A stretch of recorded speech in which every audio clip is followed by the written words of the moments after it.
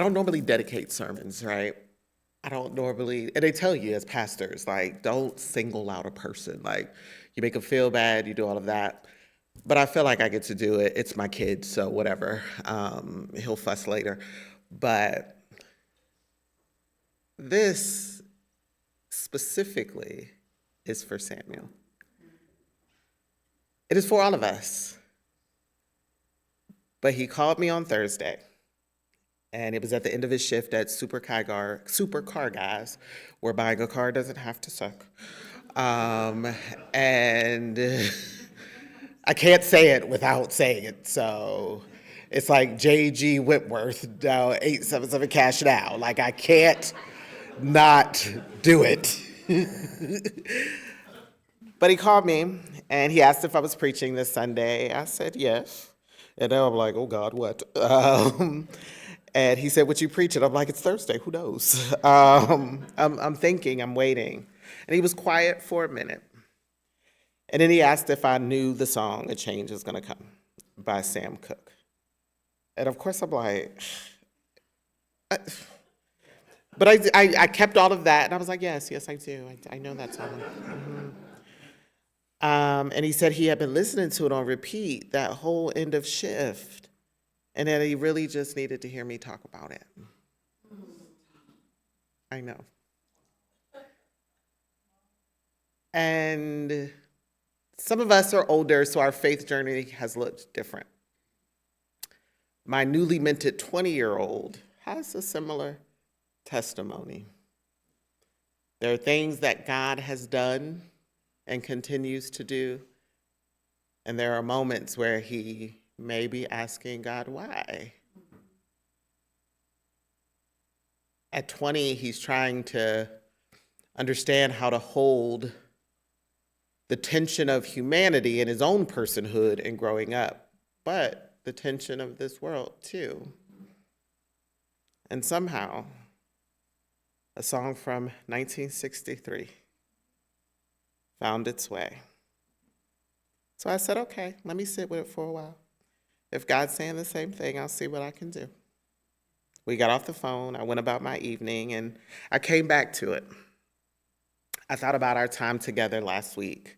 I think I'm gonna throw one of those in there from time to time because it was just nice on Zoom. We talked about Jesus Wept. And after he asked me about this song, I kept coming back to, and then what?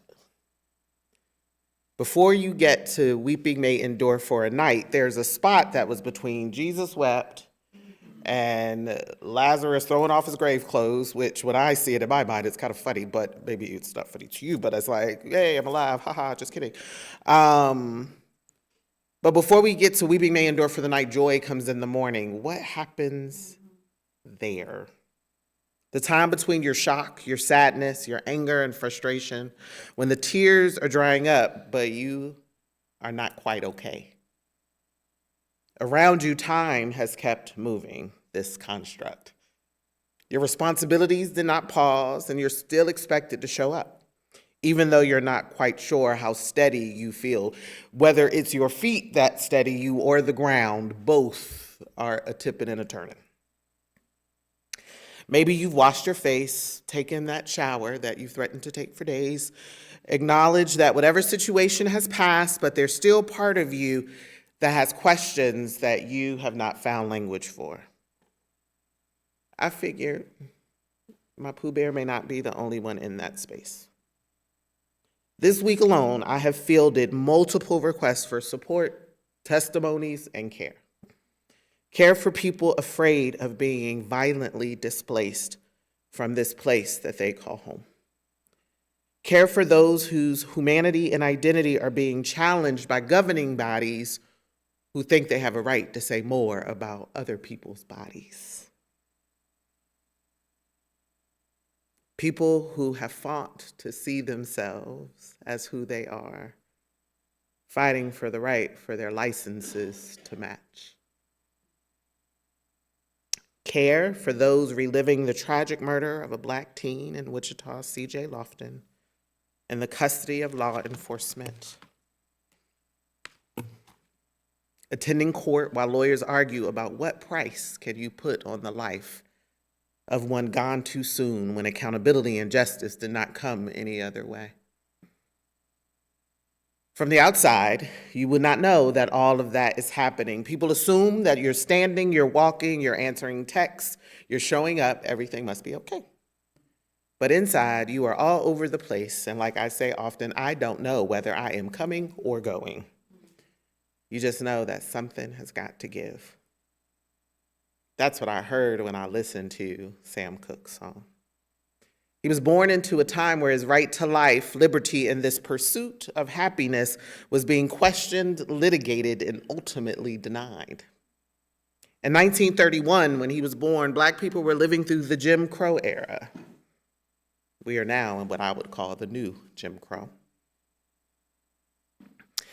It was the period after enslavement and post-Reconstruction. He wrote the song in '63 at the height of the civil rights movement, in between protests, lynchings, state-sanctioned violence, and unrest. He sung a song of prophetic hope. Right there in the middle of it, from the place where reality ain't quite real and the future ain't quite promised. It was a voice of hope that learned to survive without certainty, hope that had to adjust itself so it doesn't collapse under the weight of disappointment. That's what brought me back to this familiar story, the woman with the issue of blood. I've preached this text before here, focused on the risk it took and the danger of reaching out in a world where her body made her a problem. All of that is still true. But this time, what held my attention wasn't the risk as much as it was what was happening in the midst of the miracle. Jairus, the leader at the synagogue, and this woman were together in the same circumstance, in the same situation under different circumstances. Jairus falling to the feet of Jesus, pleading that Christ come save his 12-year-old daughter. Jesus agrees to go, and as he does, a woman is there, unnamed and not okay. She's been bleeding for 12 years. That's not a season. That is not a rough patch. That's long enough for hope to lose shape. Long enough for people to stop saying, "Hey, how are you?" Long enough for the advice to run out. There's no herbal tea. There's no prescription. And I love that it's Luke that wrote about this as a physician, because he was stretched to his limit too. The doctors could do nothing else. Long enough for disappointment to not only be what you think, but disappointment to be your body. Luke's also clear, she tried all the things. She did what everyone said to do. And in this society where marriage is the height of it all and a woman's reproduction is the height of it all, a consecutive 12 years, no marriage, no children. Her worth was relegated to the margins. She did everything right. She sought the help. She trusted the systems that were supposed to work, and it didn't. Some of us know that story well. We've done what was told to help. We've called who we were supposed to call. We've showed up to the places we were supposed to show up. We gave it time. Yet here we are, facing something else. Even though the last thing took more than what we thought we had. After all of that, even hope becomes something you manage, because God knows you don't want to be disappointed anymore. As I sat with the text this time, I noticed something that I didn't quite linger over before. 12 years of bleeding. A 12-year-old girl. In Scripture, 12 often signals the fullness of God, complete order, governmental order, and authority. 12 sons of Jacob, 12 tribes, 12 loaves of bread in the temple, 12 apostles that Jesus appointed, 12 biblical Passovers between the Hebrew Bible and the Greek Bible, 12 minor prophets. And it made me wonder, is Luke inviting us to see more than these individual miracle moments? Maybe this story is also about God's capacity to hold the overwhelm, to offer care that isn't partial, that isn't halfway, but complete and attentive. Wraparound, if you will. That's what this woman needed. She wasn't just curious about who had come to town. She isn't chasing Jesus or looking for spectacle. She's isolated, worn down, on the edge of community and care. And still she goes again. Our text says she comes from behind and touches the fringe of Jesus' cloak. I believe she knew that doing nothing would have left her exactly where she had already been. Maybe she too was at the last exit. I have heard people say she was bold, but I don't agree. I don't think that moment was about boldness. It doesn't feel bold to me. I believe she was desperate in her disappointment. I feel like she was someone who decided that standing still will cost me everything and warrant me nothing. Sometimes that's what our hope looks like. It's quiet, it's stubborn, it's risky. It's not the kind of hope we usually celebrate in church. It doesn't usually get highlighted in the sermon because it doesn't sound confident. It doesn't feel like it's super victorious. It's a simple decision to try again when you ain't got nothing to give. And all you can offer is a shaky, barely lotioned, haven't been washed in days hand. And a tired, weary belief that something has got to give. After she touches the hem of the garment, we learn that the bleeding immediately stops. But the story doesn't just skip ahead and rush past that moment. Jesus stops too. And that's my favorite part. For a moment, when you read it, it's easy to forget that Jesus was actually on his way somewhere else. He was on his way to Jairus, where a child is dying, and everyone agrees that it's still urgent. Still, Jesus doesn't treat her as a distraction or that she's asking for too much or that she did the wrong thing. He only asked, "Who touched me?" The disciples do what I trust that they will do all the time. It got on my nerves. Well, Jesus, all these people, like, what do you mean who touched you? Like, do you not see the crowds? Like, and Jesus is like, well, okay, here we are. No child left behind. These are, this is who you gave me, Lord. Okay, I felt my power leave. When the woman comes through, trembling and scared, and she tells the story and why she did it and all of these things, in the midst of Jesus responding, someone comes up and says, "Jairus, your daughter's dead. Don't trouble this man no longer." That right there is how I feel every time I watch the news. Like it's a bad thing happening right here, and before I could even wrap my brain around the buffoonery and tomfoolery of it, something else is like, ooh, don't worry about that. What about this? Did you see about that? Did you hear about this? One crisis doesn't settle, another one shows up, louder, heavier, asking to be addressed right now. There's no space to breathe, to grieve. I can't even prioritize in the midst of all of this, because what's worse? When everything's worse. But this passage gives us nuance. It shows us that belief does not look the same in everybody, for everybody, in every circumstance. This woman needed to believe enough to reach again after years of disappointment. Having bled that long, your energy sources are gone. All her money was gone. Her family was gone because she would have been deemed unclean consistently and not allowed to be around people. She has not been hugged in 12 years because to touch a woman as she bleeds is unclean too. And she has to decide to reach. Jairus needed to believe enough to keep on walking, trusting Jesus with his daughter's life or her death, because the other man said, she dead now, child, don't even go. Well, I'm sure that's not what he said, but well, whatever, that's what he said.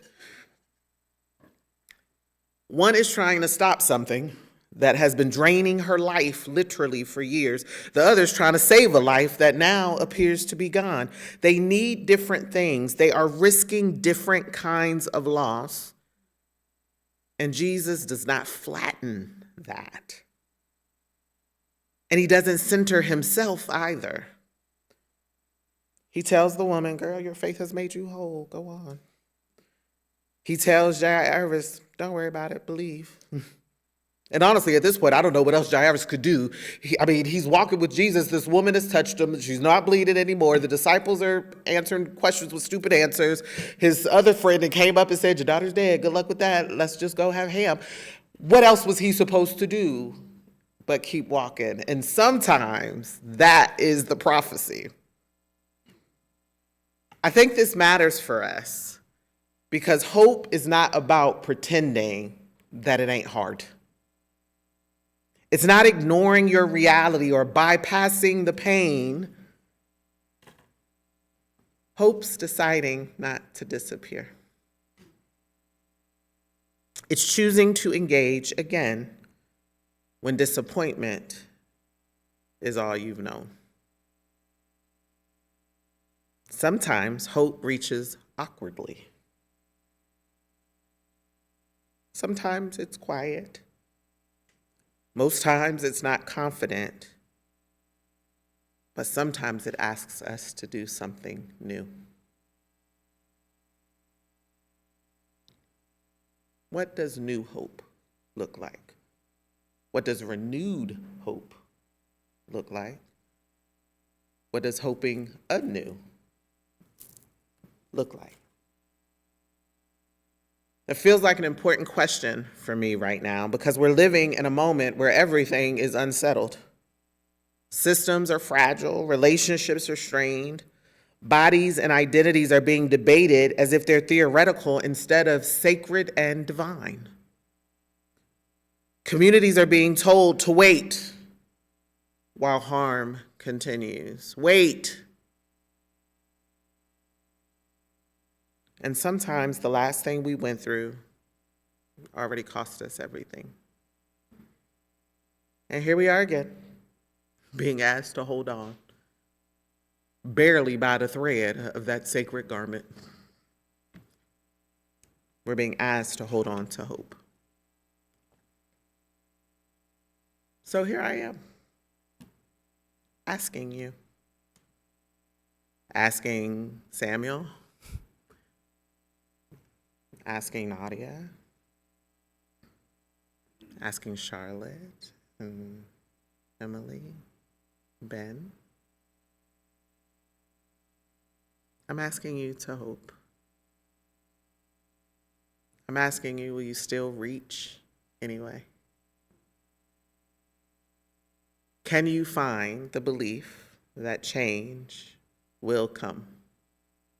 Even when belief is tired, and there's no evidence that it will this time, will you trust? The woman didn't wait till she felt strong. There was no strength left. Jairus didn't wait until the fear went away. His daughter was dead. They moved because they couldn't stay where they were.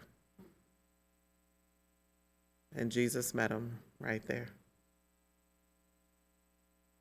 So if all you have today is a thread, a small, stubborn ridiculously teeny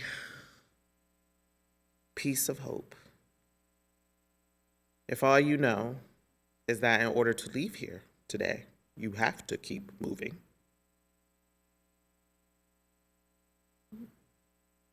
that you got to keep reaching, that you want to keep showing up. If that's all you have, know that you're not alone in that, because God meets people there too. And somehow, in ways I can't promise, in ways I cannot guarantee, in ways that I'm not even sure yet, the one thing I do know is that in that reach, that's where change begins.